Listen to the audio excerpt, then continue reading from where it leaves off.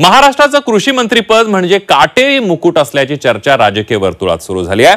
ज्या राजकीय नेत्याकडे कृषी मंत्रीपद जातं त्याच्यावर वेगवेगळे आरोप होतात। त्या नेत्याचं राजकीय भवितव्य दोलायमान होत असल्याची चर्चा सुरू झाली आहे। त्याचं कारण ठरलंय कोकाटेंच्या खात्यात झालेला बदल।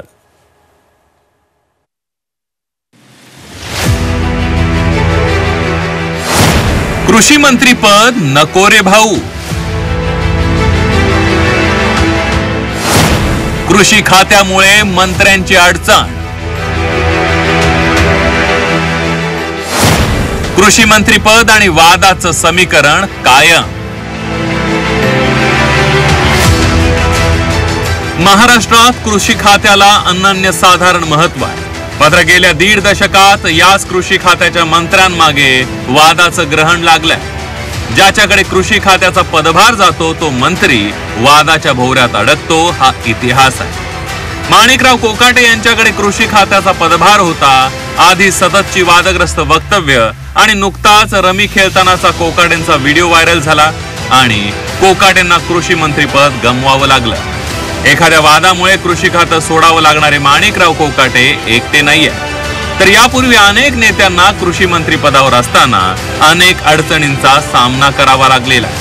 2014 मध्ये एकनाथ खडसे कृषी मंत्री झाले।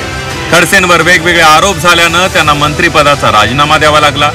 नंतर एकनाथ खडसेंचं राजकीय करिअर उतरणीला लागलं। 2019 मध्ये दादा भुसे कृषी मंत्री झाले। 2022 मध्ये शिंदे सरकारमध्ये त्यांना दुय्यम खातं मिळालं। 2022 मध्ये अब्दुल सत्तार कृषी मंत्री झाले। अब्दुल सत्तारांवर भ्रष्टाचाराचे आरोप झाले। अब्दुल सत्तारांकडील कृषी खातं काढून घेण्यात आलं। 2025च्या सरकारमधून सत्तारांना डच्चू मिळाला। 2023 मध्ये धनंजय मुंडे कृषी मंत्री झाले। धनंजय मुंडेंवर घोटाळ्याचे आरोप झाले। धनंजय मुंडेंचं राजकारण अडचणीत आलं। 2024 मध्ये माणिकराव कोकाटे कृषी मंत्री झाले। वेगवेगळ्या वक्तव्यांमुळे कोकाटे वादात सापडले।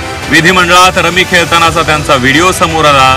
दरम्यान या प्रकरणात माणिकराव कोकाटेंच्या खात्यात बदल करण्यात आला। कृषी मंत्र्याचं वर्तन, त्यांचं या खात्याकडे असलेलं लक्ष, त्यांची विधानं याकडे खूप गांभीर्याने पाहिलं जातं आणि जणू ह्या खात्याला एक काही शापच लागलाय की काय अशी परिस्थिती आता निर्माण झाली आहे। कारण धनंजय मुंडे स्वतः अडचणीत सापडले, त्यांचे बरेचसे निर्णय वादात सापडले, त्याच्या चौकशा करा म्हणून मागणी झाली, काही प्रकरणं कोर्टात गेली। अलीकडेच त्यांना एका प्रकरणात कोर्टाने काही दोषी ठरवलेले नाही, त्यांना दिलासाही मिळाला। परंतु वरचेवर काय व्हायला लागलं की या खात्यामध्ये लक्ष दिलं जातं की नाही, गांभीर्याने पाहिलं जातं की नाही, या खात्याचा मंत्री कसा वागतो, कसा बोलतो याकडे खूप लक्ष आहे लोकांचं। राष्ट्रवादीत बंड केल्यानंतर अजित पवार भाजपाने एकनाथ शिंदेसोबत सत्तेत सहभागी झाले। दरम्यान त्यावेळी अजित पवारांकडून कृषी मंत्रीपदाची ऑफर होती असा दावा मंत्री छगन भुजबळांनी केला। माणिकराव कोकाटेंच्या खाते बदलानंतर भुजबळांनी ही माहिती दिली आहे। प्रथमतः बीजेपी शिंदे यांच्याबरोबर त्यावेळेला मला अजितदादांनी सुद्धा जे आहे जी खाती वाटायला आली होती, फायनान्स त्यांच्याकडे घेतल्यानंतर बाकीची खाती माझ्यापुढे ठेवली आणि तुम्हाला पाहिजे ते खातं घ्या। तर त्यावेळी मी जेव्हा चर्चा करत होतो त्यांनी मला खूप आग्रह केला की खातं मोठं आहे, चांगलं आहे, घ्या घ्या घ्या घ्या, खूप आग्रह त्यांनी माझ्यासाठी। कृषी मंत्र्यांनी कितीही सचोटीनं कारभार केला तरी वाद होतोच। एवढंच नव्हे तर त्यांचं राजकीय भवितव्यही डामाडौल झाल्याचं पाहायला मिळालं।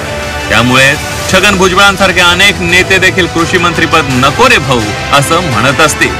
ब्युरो रिपोर्ट, झी 24 तास, मुंबई।